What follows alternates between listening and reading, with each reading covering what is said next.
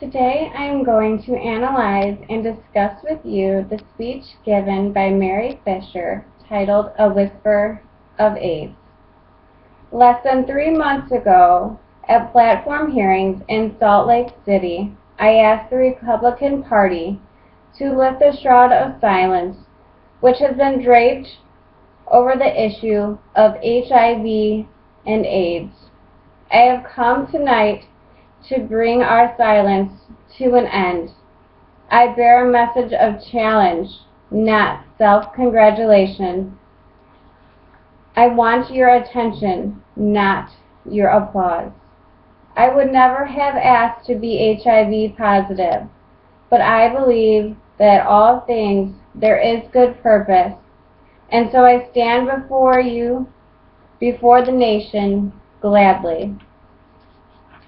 On August 19, 1992, in Houston, Texas, at the Republican National Convention, Mary Fisher, an HIV-positive, upper-class married mother who contracted this disease by her husband, gave this very speech, and it became monumental.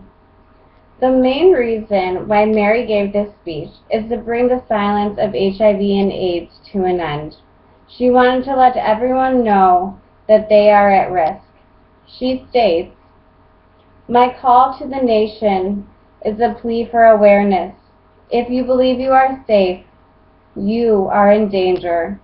Because I was not a hemophiliac, I was not at risk.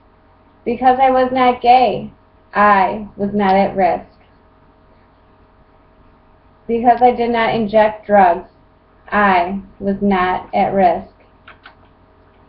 Her audience was huge. Like I said, it was at the Republican National Convention. It consisted of President Bush, conservatives, Republicans, her friends and families, basically the entire nation, and most importantly, it consisted of those who were indeed affected with this very disease of HIV and AIDS.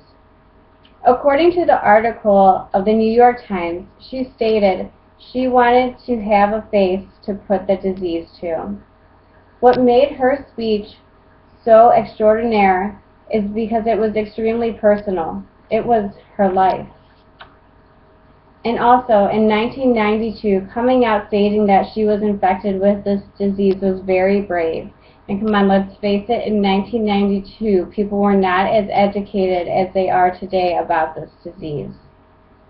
Taken from Mary's speech, we can learn a lot on a motivational and inspirational level, as well as a learning level on how to give good, effective speeches. From the beginning to the end, her tone remained the same. It was serious and empowering. She exhibited great eye contact throughout the entire speech, and what stood out to me the most was that she did not sound memorized, like she had her speech memorized. You could really feel that her speech came from the heart. Another technique that she used is the use of goodwill and credibility. For example, she states, 2,000 Americans are dead and dying, and 1 million more are affected. AIDS is the third leading killer of young adults, and in an interview, according to Word Press, married women are much more likely to have AIDS than the American nation thinks. This speech affected me a lot because I work in the medical field, and I can see how disabling diseases can be for patients and their families. Also, the stigma that it can create with some of these diseases.